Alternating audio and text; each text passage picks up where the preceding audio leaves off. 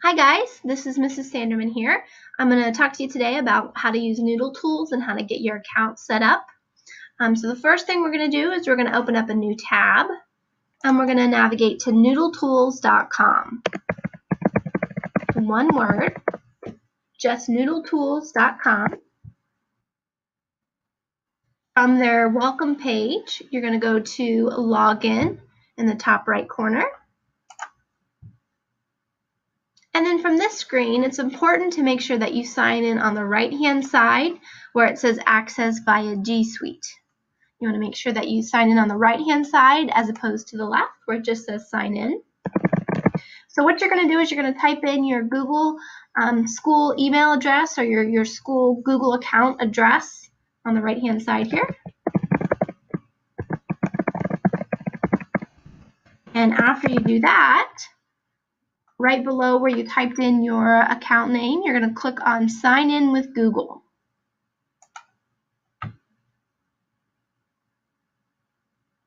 It's going to bring up this page here where it's going to allow you to link an existing NoodleTools account to your Google Apps login if you already had one. But for most of you, you're going to click on Create a New Account. So if you've never done anything in NoodleTools before, this is your first time that you've ever gone into this site, go ahead and click on Create a New Account and select whether you're a student or a teacher. And then hit Submit.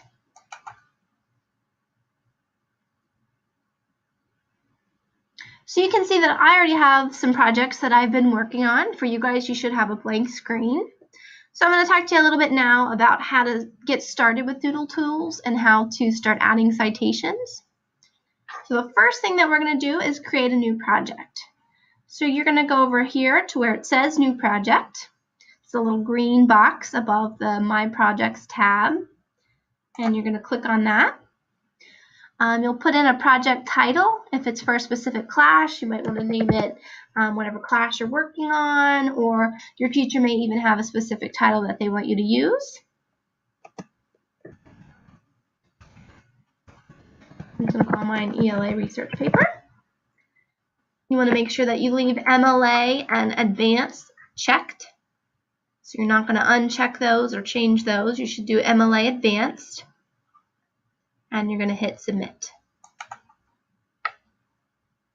So it's going to bring up my project dashboard. This is a screen where I can input some information about my project. So if I had a research question, I could type that in here. If there's a thesis, I could type that in. You could start your paper in Google Docs, and that's going to link that Google Doc to this NoodleTools project. Down here in the sharing and collaboration box, if you were going to share this with a teacher's inbox, so let's say your teacher created an inbox for a project and they wanted you to share your work with them, you would go to where it says Share with a Project Inbox, and you would type in the title of the project inbox. This is something that your teacher would give you.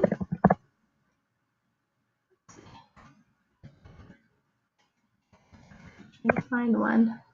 But regardless, your teacher would give you the project inbox name, and you would just type that in here, and then you would click Done. And so what that's doing is it's letting your teacher see your work at any given time. They can comment on your work. They can grade your work.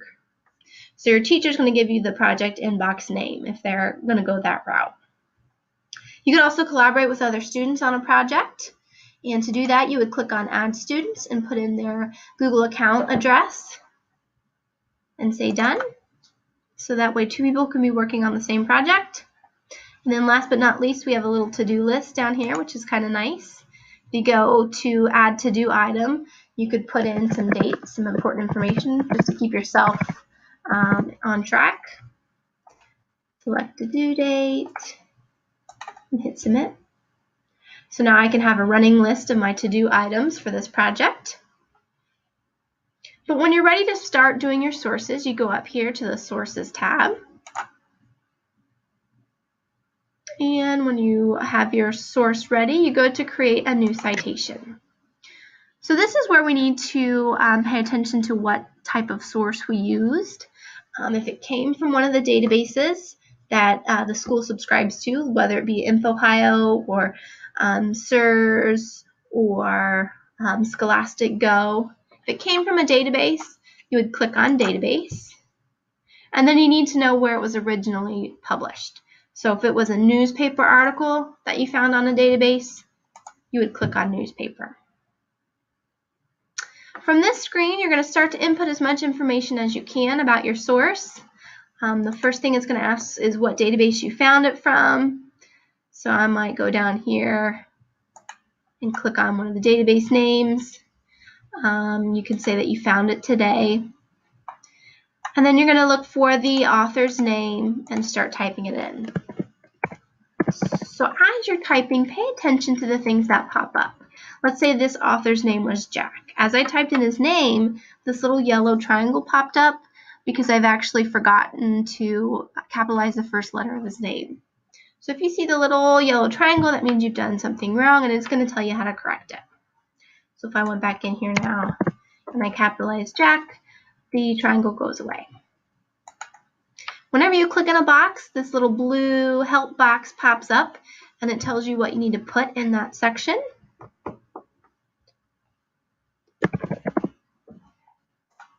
For our article title, it's going to tell you how you should input it. So it says capitalize the first letter of the first word, last word, subtitle, and then it even tells you definitions of words if you're not sure what they mean. So it's got some really helpful tips to make sure that you're inputting your information as correctly as possible. If you don't know the answer to something, you can leave it blank. If you don't know the section, for example, just leave that part blank. If it has a star next to it, though, you do need to input that information. And then once you've filled out as much information as you can, you click on Save. So I'll put this in just so you can see what happens. And we're going to click Save. So now I have my first citation.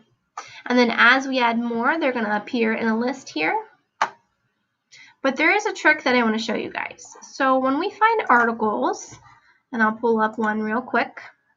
When we find articles from databases, oftentimes they'll give us a citation. So we are going to actually take the citation that they give us and plug it right into NoodleTools to save some time. So if I click on an article from this database, the MLA citation is going to be here at the bottom. So I'm going to click Copy Citation. I'm going to pay attention to what this is. It looks like this is a book called Biography for Beginners, and we found it on a database. So I'm going to go to NoodleTools and I'm going to do Create New Citation. We found it on a database and it came from a book. But instead of filling out all the information, now I'm going to go right here where it says Quick Cite, and I'm going to copy and paste my citation. So I go into this box, I do Control V. Let's try that again.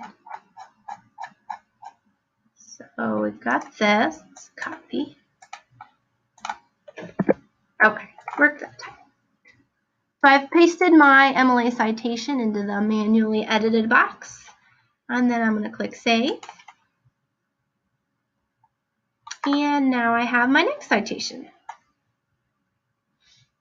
Once you've finished and you've got all of your citations done and you're ready to turn this into a works cited page, what you're going to do is you're going to go to Print Export. And you're going to select either Word or Google Docs.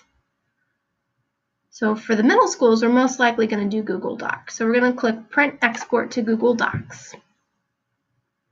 And then what it does is it takes all of those citations in your project and it turns it into a correctly cited or correctly formatted works cited page. And then this would be what you turn into your teacher with your research project. One other tip that I forgot to mention, there is a shortcut too for adding citations for print books. So I'm going to do that real quick as well. So if I go to print or in hand and I go to book, you can actually import the ISBN right here. And the ISBN is the barcode on the back of the book that came from the store, not the barcode for the library. So if it says your school name and it has a barcode, that's not the one we're interested in. We're interested in the one that the store would scan. So I have a book in front of me, so I'm going to type that in real quick.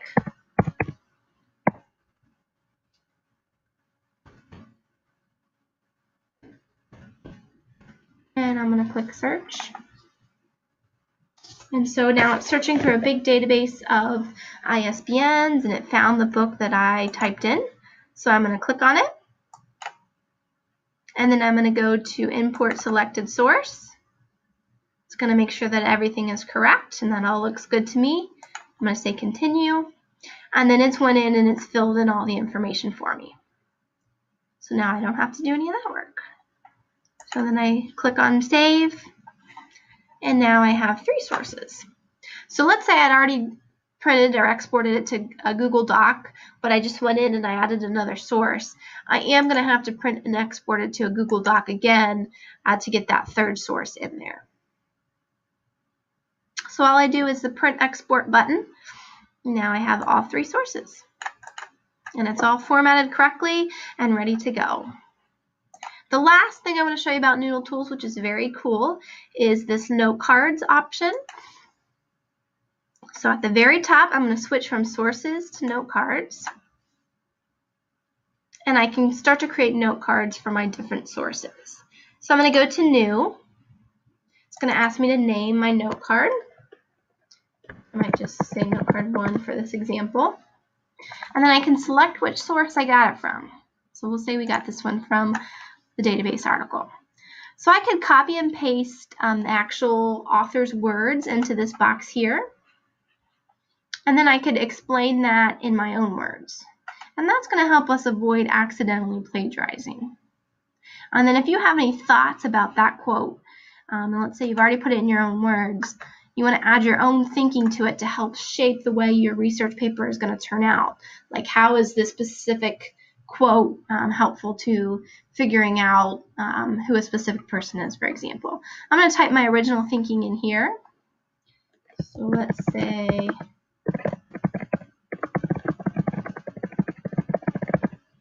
my original thinking would be something like, he shaped the country that we live in today. And I'm going to do save and close. So here's my first little note card. I can hover over it to read it real quickly. And I have this whole big area to work with. A lot of people ask me what this little box up here is. That's just a bird's eye view. Some people like to organize their note cards in a specific way. You know, put them in lines or shapes or however you want to do it. You can also make piles. So let's say our pile might be just all about Abraham Lincoln. And then maybe one pile might be about the Emancipation Proclamation. So now I want to slide this note card into my Abraham Lincoln pile. So it's very cool. You also have this kind of template, this outline tool to make an outline for your paper. And that is pretty much NoodleTools in a nutshell. If you have any questions, talk to your teacher and they will get with me and I'll do my best to answer it. Good luck.